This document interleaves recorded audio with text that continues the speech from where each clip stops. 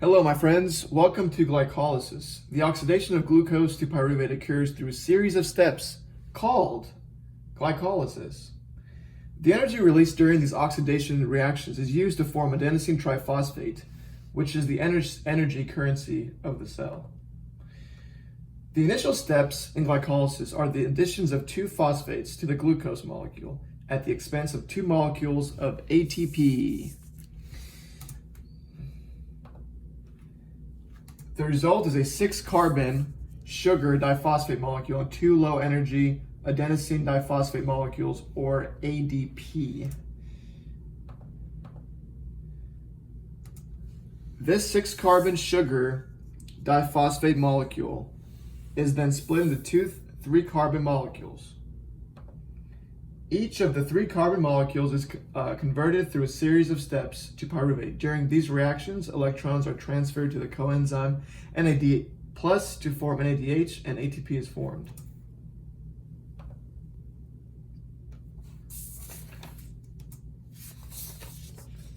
Under aerobic conditions, the pyruvate is further oxidized to yield more ATP, and under anaerobic conditions, the pyruvate is converted into lactic acid. And that is glycolysis. Moving on to our next topic of discussion, it would be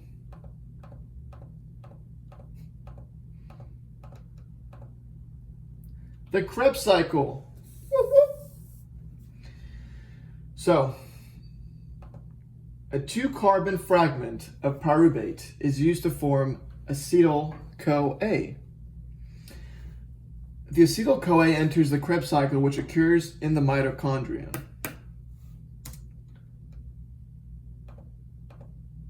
During the conversion of pyruvate to acetyl-CoA, carbon dioxide is produced and a molecule of NADH is formed.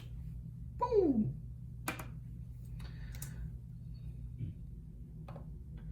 The 2-carbon acetyl portions of the acetyl-CoA is transferred to a 4-carbon molecule, producing a 6-carbon compound. This CoA carrier molecule is released.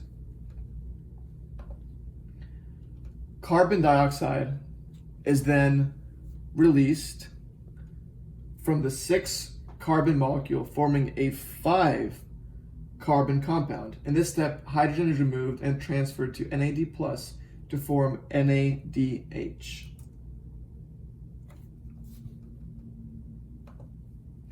Next, a second oxidation and decarboxylation occurs. Again, NADH and carbon dioxide are produced. In addition, a molecule of ATP is produced. As a result of these reactions, a 4-carbon molecule is formed in the Krebs cycle.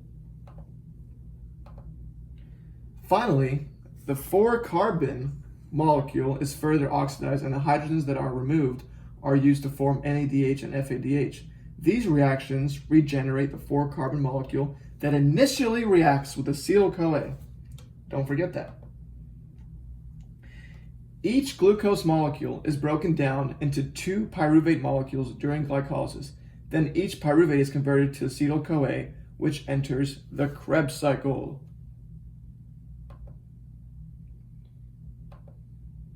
Thus, for each glucose molecule, the Krebs cycle must complete 2 circuits to completely break down the 2 pyruvate molecules.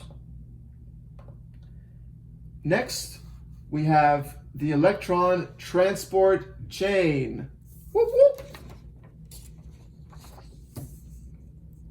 This is outside the cell, and this is inside the cell. Pretty colors, huh? During glycolysis and the tricarboxylic acid cycle, oxidation of organic molecules results in production of reduced coenzymes such as NADH. Here's NADH. These coenzymes transfer hydrogens to the electron transport chain, which is located in the bacterial cell membrane. A hydrogen consists of a proton and an electron.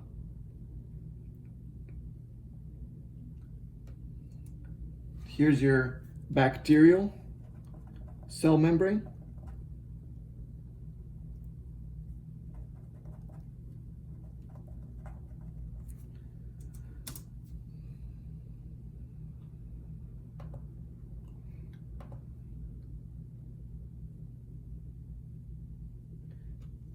The electron transport chain consists of a series of special electron carrier proteins and shuttle electrons from NADH to a terminal electron acceptor, such as oxygen. Whoop, whoop.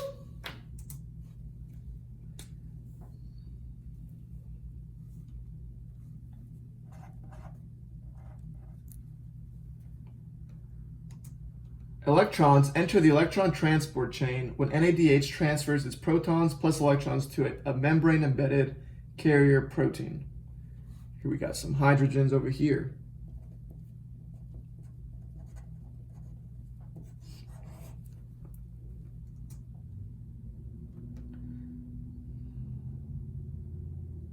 And here, NADH, NAD coming in.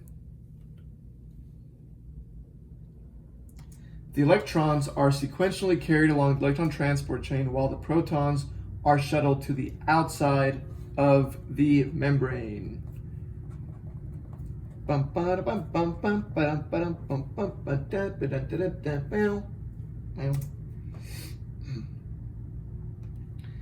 Some of the electron carriers, such as coenzyme Q, accept a proton from the inside of the cell membrane as it accepts electrons, and that's okay. So it's got some electrons, but it can also accept protons as they're coming up here.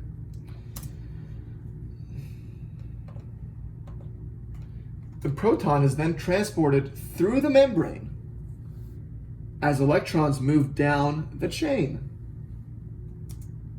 So protons are coming through the membrane as electrons are moving down the chain.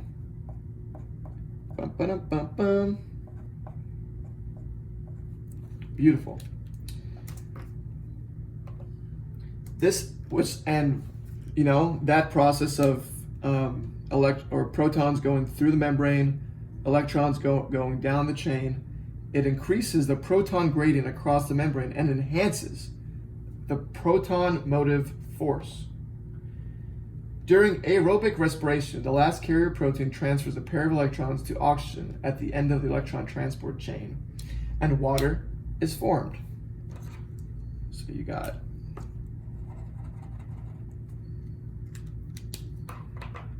some oxygens with two H's. And what does that make? Come on, speaks for itself. H2O, baby. H2O. And you got a bunch of those inside the cell. The enzyme ATP synthase utilizes the energy of the proton motive force to synthesize ATP. And this is ATP synthase over here.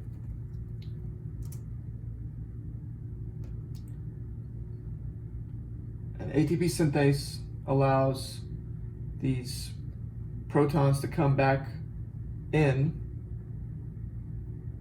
and ADP pi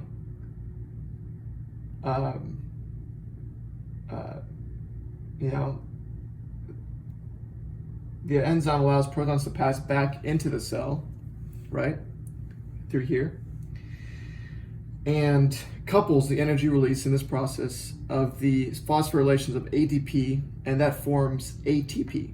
So basically, you have the proton, and it comes through here, and as soon as it comes out of here, you have your ADP and pi, and they come together, and these form an ATP molecule. Beautiful. Energy.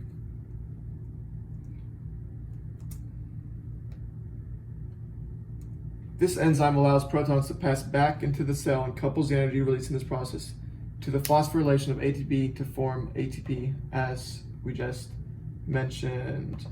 And that will do for glycolysis, Krebs cycle, and the electron transport chain. We'll resume the next episode next week. Come see us. Thank you so much. Have a great day. Bye-bye.